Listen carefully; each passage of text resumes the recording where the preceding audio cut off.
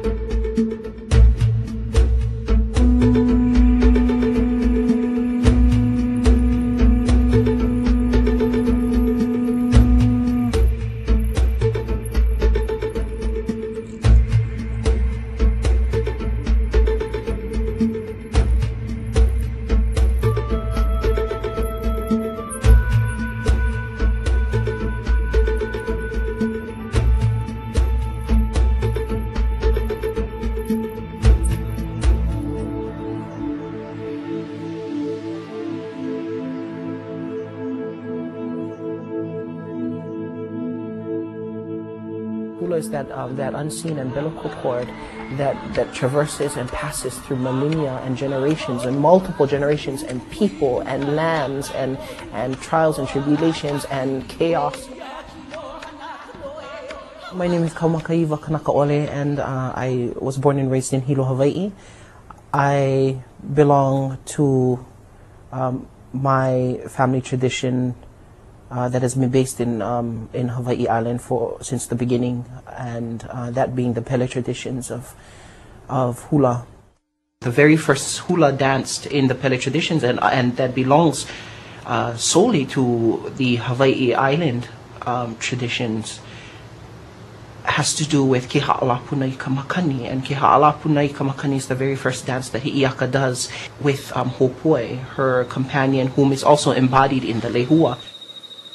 Ke ha'alapunai te matanila, ha'akaulu hala'i te ha'au, ha'aena me hopoi ha'atawahine.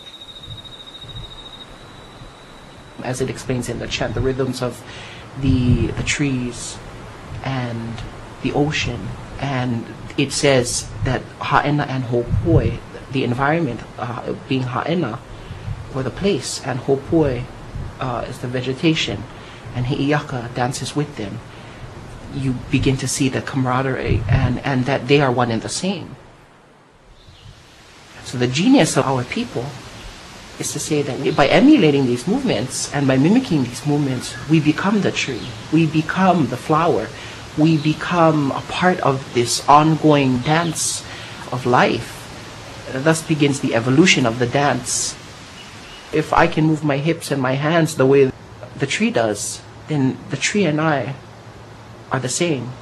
We are one for that moment. And that sort of transcendence of hula and the ritual between man and land begins. So you have the discovery of the connection between man and land on Hawaii Island.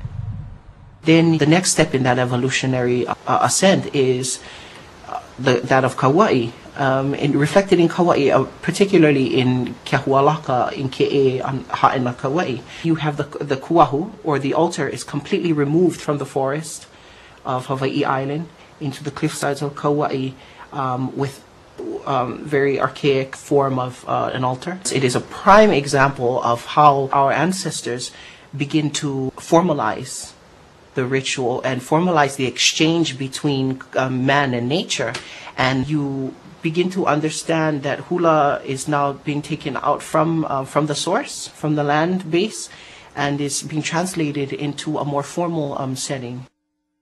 In Molokai is when we begin to observe the true kuahu traditions, the traditions of the altar, and where the altar is removed and all of the manifestations and the vegetation that we use in hula of laka and of kapo'ula and of the many other forms into the realm of hula on a formal altar.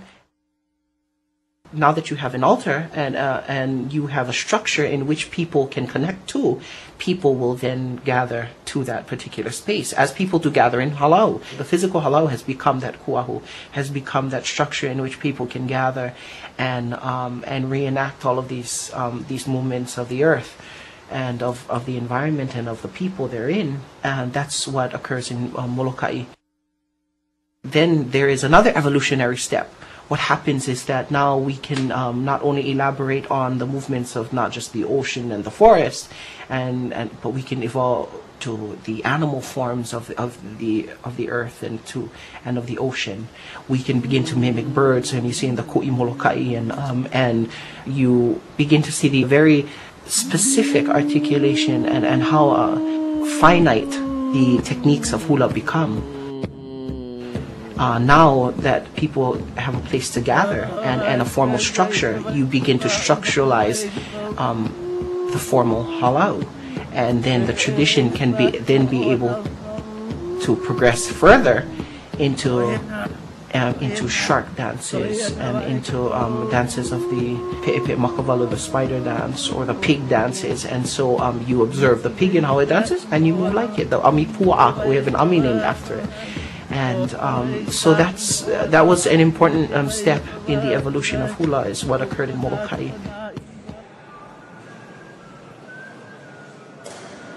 The substance, the very core of hula,